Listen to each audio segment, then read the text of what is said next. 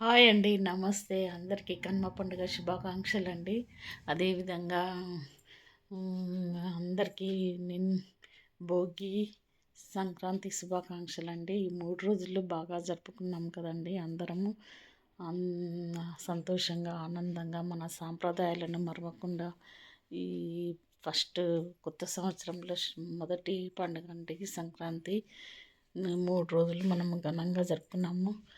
మాది తెలంగాణ కాబట్టి 3 రోజులు భోగి, భోగి రోజు నువ్వుల రొట్టెలు,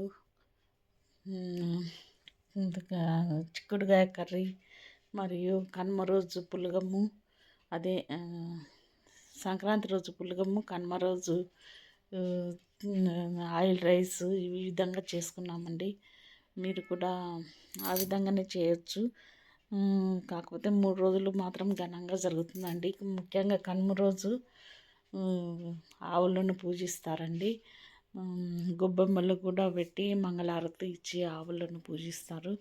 ఇది బాగా విశిష్టమైనది. తెలంగాణలో ఆవులకు ఈరోజు రెస్ట్ కాబట్టి పూర్వం ఎడ్ల బండి మీదనే ప్రయాణాలు చేసేవారు కాబట్టి కనుమ రోజు బయటికి వెళ్ళొద్దు అంటారండి. ప్రయాణాలు చేయొద్దంటారు.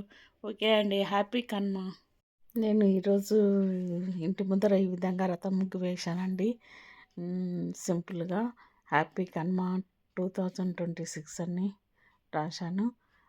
ఇంకా ఇక పోతే కనుమ రోజు ప్రత్యేకత ఏమంటే ఎందుకు ప్రయాణం చేయొద్దంటే మన గోమాతలకు రెస్ట్ ఇవ్వాలని, పశువులకి రెస్ట్ ఇవ్వాలని, ఆ ఒక్కరోజు అన్న రెస్ట్ ఉండాలని మనము పూజిస్తామండి.